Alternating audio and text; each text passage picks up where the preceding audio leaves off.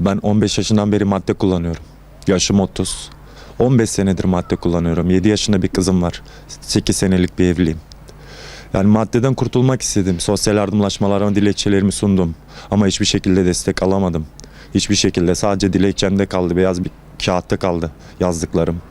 Yani buradan sesleniyorum, sağlık kuruluşlarına olsun, sayın valim olsun, sayın emniyet müdürüm olsun. Hem beni hem bu madde kullanan gençleri bizi topluma kazandırın. Devletimiz de bizi çoluk çocuğumuza kazandırsın. Yani ben şu an eşimden ve çocuğumdan mağdurum madde kullanımından dolayı. Bir sefer düştüm ama devletin bana bir el atmasını istiyorum. Hani sosyal yardımlaşmalara bu konuları çok yaptım. Valilik aracılığıyla olsun. Hani dilekçelerde yazdım ama hiçbir şekilde nitelik alamadım. Hep red cevapları aldım. Bugün de sizin karşınızda tüm sağlık kuruluşlarına, sayın valime, emniyet müdürüme seslenmek istiyorum. Hem bizim bu maddeden kurtarın hem bu madde satıcılarını aldırın yani. Aldıralım yani. Kurtulmak istiyorum ve buradan tüm gençlere de seslenmek istiyorum. Ben 9 senelik evliyim. 15 yaşından beri madde kullanıyorum. Madde kullanmak bizim hayatımızı, eşimizi, çocuğumuzu, annemizi, babamızı, her şeyimizi feda ediyor. Her şeyimizi elimizden alıyor ama biz hiçbir şeyden haber alamıyoruz. En son bittiğimiz an her şey aklımıza geliyor ama o anda her şey bitmiş.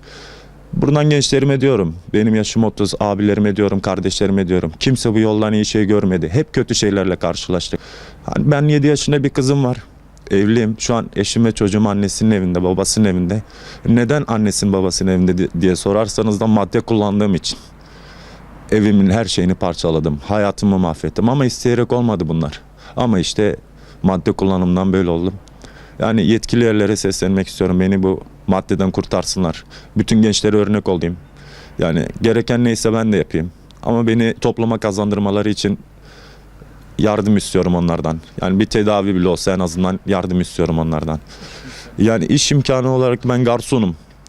12 yıllık bir tecrübem var, garsonum. Yani insan bağlama kabiliyetim kuvvetlidir, kapasitem, kariyerim çok iyidir o konuda. Ama madde bağımlısı olduğum için hiçbir şekilde işime verimli olamıyorum. Ve Batman'da da zaten iş imkanı yok. Yani yetkililer inşallah sesimizi duyar. İnşallah devletimize hayırlı bir insan oluruz. Yani ailem zaten babam emekli. Emekli maaşıyla biz 18 kardeşiz. Anca çocuklar yetebiliyor. Babam vereceği 100 lira kardeşlerimin evinde aç kalmaları demektir. Yani ben bu maddeden kurtulmak istiyorum. Tedaviye gönderecekler beni ama tedaviye git diyorlar ama şimdi tedaviye gitmen için de ister istemez bir imkan gerekiyor. Bunu sosyal yardımlaşma aracılığıyla da zaten anlattım ama hala bekliyorum. Yani bekleyecek şeyim de kalmadı.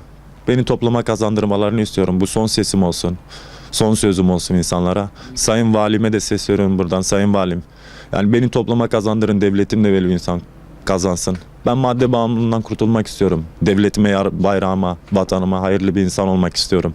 Hayırlı bir insanım ama madde bağımlılığından hiçbir şekilde hiçbir şey yapamıyorum. Beni kitlemiş bu madde bağımlılığı. Devletimden rica ediyorum. Benim oğlum madde bağımlılığıdır. Sayın Vali Bey'den rica ediyorum. Benim çocuğum evlidir, çoluk çocuğu sahibidir. Buna bir el uzatsalar iyi olur. Allah rızası için bana yardımcı olun. Maddi durumum olmadığı için ben kendim yapamıyorum. Sayın Vali Bey'den istirham ediyorum. Lütfen buna bir çare bulun. Oğlumu topluma kazandırmak istiyorum. Çoluk çocuğu Kütahya'da, kendisi burada çalışamıyor durumdadır. Madem bağımlılığı olduğu için